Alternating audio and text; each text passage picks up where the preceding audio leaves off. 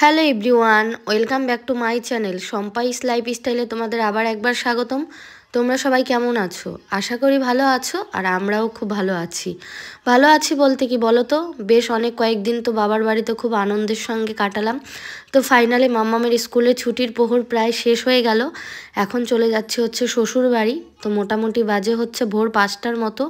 উঠেছিলাম ওই 4:30-র সময়। তার আগের দিন ব্যাগ ট্যাগ সমস্ত কিছু গুছিয়ে নিয়েছিলাম। তো এত সকালে তো আর বাস ছাড়ে না, নির্দিষ্ট একটা টাইম আছে বাস ছাড়ার, সকাল 6টা কি 6:40-এর সময় আর কি বাস ছাড়ে। তো ভাইকে বললাম যে আমাকে তাহলে একটু কৃষ্ণনগর পৌঁছে দিয়ে কৃষ্ণনগর থেকে অ্যাভেলেবেল বাস আছে। তো ভাই বললো ঠিক আছে চল তাহলে।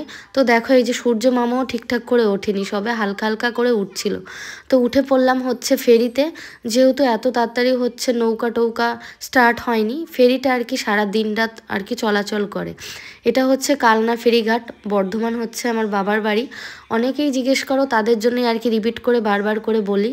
তো যাই হোক, ভাই আর কি আমাদের বাসে তুলে দিয়েছে, ভাই চলে গেছে কৃষ্ণনগর থেকে। আমি আর আমার মেয়েই যাচ্ছি। তো অনেকেই বলতে পারো যে একা কেন যাচ্ছ, সত্যি কথা বলতে অনেককেই বলা হয়েছিল আমাকে নিয়ে আসার জন্য, মানে নিয়ে যাওয়ার জন্য শ্বশুর বাড়ি, তো সেরকম কেউ আসেনি। তো কি করব, করার কিচ্ছু নেই, যেহেতু মেয়ের স্কুল খুলেছে বাধ্য হয়ে তো আমার আসতেই হবে, তাই না? তো আমার হাজব্যান্ড বলেছে যে তুমি চলে যাও, আমি আছি তোমার পাশে। সবাইকে আর কি নিয়ে আসার জন্য বলা হয়েছিল, অনেক রিকোয়েস্ট করে বলেছিলাম যে আমাদের নিয়ে যাওয়ার জন্য, তো কেউ আসেনি। তো কি করব, তার জন্য আর কাউকে জোর জবস্তি করিনি। এই যে ফাইনালি পৌঁছে গেলাম হচ্ছে বাড়িতে। সেরকম একা একা এসছি তো, মেয়ে আর আমি, তার জন্য ভিডিও শ্যুট করিনি। তো এসে ফাইনালি এই যে আমার রুমটা আর কি খুলবো, চাবি দিয়ে দেখতে পাচ্ছ। তো এই যে গুছিয়ে টুছিয়ে আর কি আমি রেখে গেছিলাম সমস্ত কিছু। যখন আমি কোথাও যাই তো আমি জানি যে এসে হচ্ছে খুব কষ্ট হবে, তার জন্য এই যে গুছিয়ে রেখে গেছিলাম। তো এখন আর কি বেড কাভারটা সব কিছু সমস্ত জিনিস চেঞ্জ করব।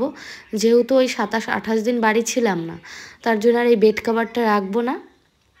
তো ঘরে আর কি ঝুল টুল পড়েছে, সেইগুলো পরিষ্কার করব। ভীষণ কষ্ট হয়ে গেছে আসতে। সত্যি কথা বলতে ভাই একটু দিয়ে গেছিলো বলে তার জন্য অতটা বেশি কষ্ট হয়নি।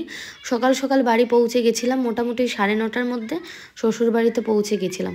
বাবার বাড়ি থেকে শ্বশুর বাড়ির দূরত্ব মোটামুটি 110 কিলোমিটার, বুঝতে পারছো অনেকটাই টাইম লাগে। তো সেই অনুপাতে আমি খুব তাড়াতাড়ি চলে এসেছিলাম। 5টার সময় বাড়ির থেকে বেরিয়েছি, আর হচ্ছে এসছি হচ্ছে ওই 9টা 9:30-র মধ্যে পৌঁছে গেছি। আর দেখেছো বাবার বাড়ি আনন্দ করে কাটিয়েছি, আর শ্বশুর বাড়ি এসে কত রকমের কাজ করতে হচ্ছে। জামা কাপড়গুলো সব এলোমেলো হয়ে রয়েছে, সবগুলো আর কি ধুয়ে মুছে গোছাতে হবে। কদিন আনন্দে আনন্দে বেরিয়েছি, আর এখন আর কি কাজ করে করে ঠান্ডা লেগে গেছে। তো আমি এসছি মোটামুটি 1 সপ্তাহের মতো হয়ে গেছে। গলার ভয়েসটা শুনে বুঝতেই পারছো এখনও আমার ঠান্ডা লাগা রয়েছে, কিছুতেই কমছে না। বলো তো কী হচ্ছে ব্যাপারটা। সারা রাত থাকছি এসির মধ্যে, আবার হচ্ছে যখন সন্ধে বা দুপুর হচ্ছে জামাকাপড় নাড়তে বাইরে বেরোতে হচ্ছে, তারপরে বিকেলবেলা রান্না করতে বেরোতে হচ্ছে, ওর জন্য ঠান্ডা লাগছে। ঠান্ডা গরম আর কি লেগে গেছে বলো তো কি। এই যে হচ্ছে এসে একসঙ্গে অত কাজ বাজ, তারপরে হচ্ছে বাসের মধ্যে দিয়ে এসেছি, খুবই কষ্ট হয়ে গেছে। আর কয়েকদিন হচ্ছে বসে বসে খেয়েছি বাবার বাড়ি, সেরকম কাজকর্ম ছিল না, কিছুই না। কিছু না করি অন্তত, তাও তো অনেক রকমের কাজ থাকে শ্বশুর বাড়ি। হয়তো যেই কাজগুলো করি সেই কাজগুলোকে ওনরা হয়তো ভাবে কোনো কাজই না, ওইগুলো কোনো কাজের মধ্যেই পড়ে না। এই যে দেখো ঘর টর বিছানা ঝাড়া মোছা কাচা ধোয়া, আলনা গোছানো, ড্রেসিং টেবিল, খাটমাট পয় পরিষ্কার করা, পাখা টাকা, এগুলো করতেও তো টাইম লাগে, কিন্তু এইগুলো কাজ না। সংসারের কাজ যেটা সেটাই হচ্ছে কাজ, কিন্তু এইগুলো তো একটা কাজের মধ্যেই পড়ে, তাই না? তারপরে মেয়ে স্কুল যাবে, তার টিফিন বানানো, তার টিফিন বক্স ধুয়ে দেখা, তাকে রেডি করানো, তার খাবার বানানো, সে বাথরুম যাচ্ছে সেই সমস্ত পরিষ্কার করা। বিশ্বাস করো এত কষ্ট হয়ে গেছে না হঠাৎ করে এসে। তো কি করব এখন, আস্তে আস্তে দেখি কমে নাকি। তো এটাই হচ্ছে আমার বেডরুম। এই যে স্নান টান করা কমপ্লিট হয়ে গেছে, দেখতে পাচ্ছ। আমি কি যেন বক বক করছি, তো সেটা আমি জানি না, ভুলে গেছি কি বলছিলাম। তো আজকে ছিল হচ্ছে বৃহস্পতিবার, তো সেই দিন আর কি পুজো দেবো, তার জন্য ভাবলাম অনেক দিন শাড়ি টাড়ি পরা হয় না, তাহলে হচ্ছে শাড়ি টাড়ি পরে পুজো দিই। তো আমার এমনি তো শাড়ি পরতে খুব ভালো লাগে, বেশ ভালো লাগে, কোথাও গেলে আমি শাড়িই পরি। খুব অল্প কিছু টাইম আর কি ড্রেস পরি। তো তার জন্য আর কি এখন রেডি হয়ে নিয়েছি, স্নান করে এসেছি, মেয়ে গেছে হচ্ছে স্কুলে। তো স্কুল থেকে আসার আগে আর কি পুজোটা দিয়ে কমপ্লিট করব। ওর স্কুল ছুটি হবে মোটামুটি 10টা নাগাদ, তো বাড়ি আস্তে আস্তে ওই 10টা 20 হয়ে যায়। তো তার আগেই যা কাজ বাজ থাকে, বাসি জামা কাপড় ছাড়া ধোয়া, ঘরটর মোছা, যেহেতু বৃহস্পতিবার আজকে, তারপরে হয়েছে মেয়ের খাবার টাবার গোছানো, দুধ নেওয়া, দুধ জাল দেওয়া, সমস্ত কাজগুলো গুছিয়ে রেখেছি। আর এই যে দেখো কি বলবো, এত কষ্ট লাগছে না, দেখেই মনে হচ্ছে যে ভীষণ কষ্ট হয়ে গেছে।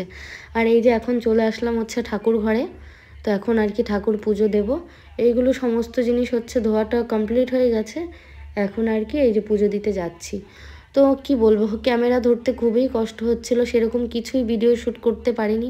শরীর ভালো না থাকলে কি ইচ্ছে হয় ভিডিও শ্যুট করতে? ইচ্ছেই করে না।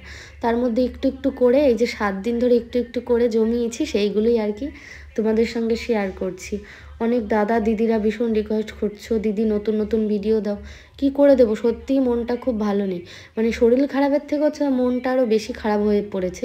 শরীর খারাপ হলে মেনে নিতে পারি, কিন্তু মন খারাপ হলে না মেনে নিতে পারি না।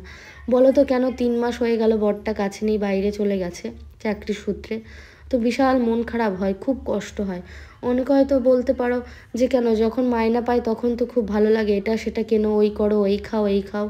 ওরকম কোনো ব্যাপার না। সত্যি কথা বলতে এক এক সময় না দেখতেও ইচ্ছে করে যে সে কেমন আছে, ভালো আছে নাকি, সুস্থ আছে নাকি। আর শরীর খারাপ হলে তার কথা বেশি মনে পড়ে, আর দেখবে মায়ের কথা বেশি মনে পড়ে। তোমাদের যদি এরকমটা মনে হয় তোমরা অবশ্যই কমেন্ট বক্সে কমেন্ট করে জানাবে। দেখবে কখনো শরীর খারাপ হলে না সবার আগে হচ্ছে মায়ের কথা বেশি মনে পড়ে, মাকে দেখতে ইচ্ছে করে। তো মায়ের কথাগুলোই খুব মনে পড়ছিল, মন খারাপ করছিল। তো হঠাৎ করে ভাবলাম মন খারাপ করে কি করবে, করার কিচ্ছু নেই, করার কিচ্ছু নেই, কাউকে বলাও যাবে না, কিছুই না। মাকে বললে মা কষ্ট পাবে, বাবাকে বললে বাবা কষ্ট পাবে, বরকে বললে স্বামী কষ্ট পাবে, মেয়েকে বললে সন্তান কষ্ট পাবে। সেই সমস্ত কথা ভেবেই আমরা মেয়েরা কিন্তু অনেক কষ্ট দুঃখ সব কিছু মনের মধ্যে লুকিয়ে রাখি।